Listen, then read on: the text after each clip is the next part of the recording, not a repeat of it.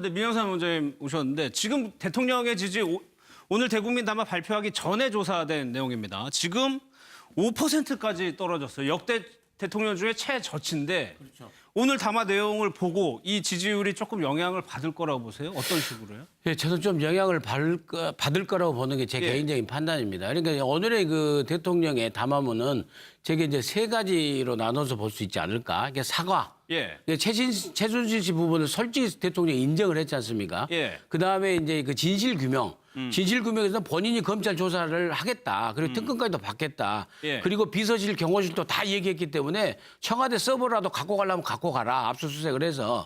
그런 부분이 아마 이 두 덩어리 부분은 최소한의 지지자 60대 이상층이라는 TK층은 살짝 움직일 가능성이 있어서 대통령이 10%대로 올라올 가능성이 있다고 봅니다. 근데 문제는 세 번째 가장 중요한 후속 대책이죠.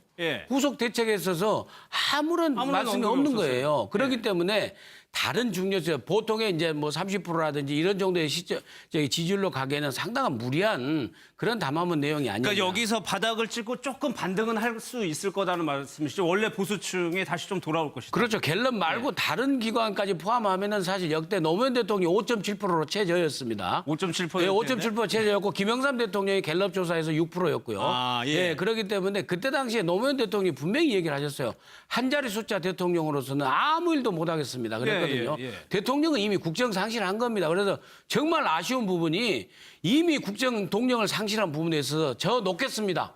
제가 법적으로 놓지를 못하지만은 제가 정치적으로 손을 놓겠습니다. 그리고 내치 총리가 알아서 하고 국회에서 알아서 하십시오. 이 말씀을 하셔야 되는데 맨 나중에 뭐라 했습니까? 무겁게 받아들이겠다 하고 두리뭉실하게 넘어갔거든요. 그렇기 때문에 그 부분이 너무 아쉽고 또 다시 내일 촛불 모임도 쉽지는 않을 것 같아요. 아니 5% 말씀하신 대로 국정을 이끌어갈 힘이 동력이 안 되는 건데. 그렇죠. 그 IMF가 어떻게 해서 왔습니까? 그 김영삼 대통령이 잘 해오다가 지지율이 얼마나 높았어요.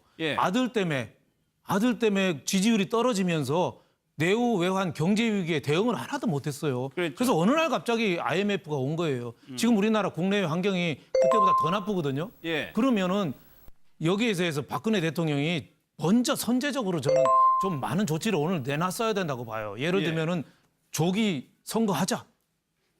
조기 선거하자 이런 얘기 할 수도 있고 개헌에 대해서 확실하게 하자. 김병준 총리에 대해서 내가 정권을 주겠다든지 국민이 생각한 것보다 한 수를 더 나가야 되는데 국민이 생각한 것보다 조금 덜 나간 거예요. 그러니까 제가 보기에는 지지율 회복이 조금은 올라갈 수 있지만 많이 올라가기는 좀 어렵다. 아니 그렇다면 도대체 왜 그랬을까요? 박근혜 대통령은 무슨 생각을 하고 있는 걸까요? 앞으로 남은 임기에 대해서. 아니, 제가 볼 때는 본인은 이 문제를 물론 심각하게 받아들이겠죠. 그러나 본인이 충분히 그걸 뛰어넘을 수 있다고 판단하신 것 같아요. 그러니까 일정 부분 본인이 개인적인 비리에 대해서는 개인적인 어떤 관계에 의해서 문제가 일어난 거에 대해서는 시인하고 사과하면 일정 부분 지지율도 돌아오고 극복할 수 있다. 회복할 수 있다고 판단하신 것 같아요. 근데 그 판단이 지금 말씀하신 것처럼 잘못된 거죠. 지금 국민들의 정서나 감정은 박근혜 대통령을 실제 네임덕뿐만 아니라 더 이상의 국정 운영이 어려운 상황에 처해 있다고 보고 있어요. 그렇다면 그걸 인식해서 지금 윤 대표님 말씀하신 것처럼 한 발짝 더 나가서 국민들의 감정을 호소할 수 있고 받아들일 수 있고 또 움직일 수 있는 그런 발표를 했었어야죠. 이전 후퇴든 아니면 야당과 협의해서 정말 책임 있는 총리를 세워서 자기는 외교만 하고 나머지 부분은 완전히 맡기겠다는 등 이런 식의 어떤 발언을 했다고 하면 훨씬 더 나중에 나머지 국정 운영에 일정 부분 계속 끌고 갈 수 있는 동력이 생길 텐데 지금 이런 발표를 해가지고는 국민들한테 다시 지지를 얻기는 상당히 어려운 상황이라고 볼 수밖에 없는 거죠. 그러니까 대통령께서 아직도 국정 주도권을 놓지 않고 싶다는 그런 의중이 사실 있는 거 아니겠습니까?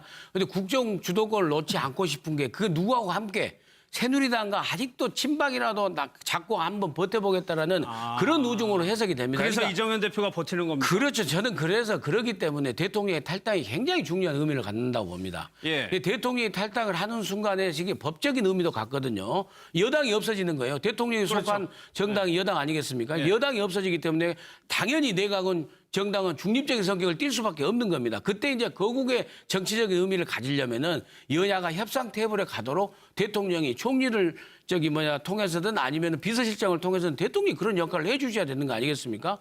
대통령이 그 역할을 계속 끝까지 한번 해보겠다라고 하고 있기 때문에 이러는 거고 김대중 대통령이 6% 간 것은 김영삼 대통령이 6% 간 건요. 임기가 얼마 안 남았을 때입니다. IMF 환란 때고 2달이고 그때 당시에 왜 국민들이 저 위기를 국정 동력이 있었냐면요. 바로 대통령 선거를 했어요. 예. 그렇기 때문에 그 다음 대통령한테 기대를 갖고 있기 때문에 넘어간 거지만은 예. 그때 비하면 지금은 1년 4개월이 남았지 않습니까?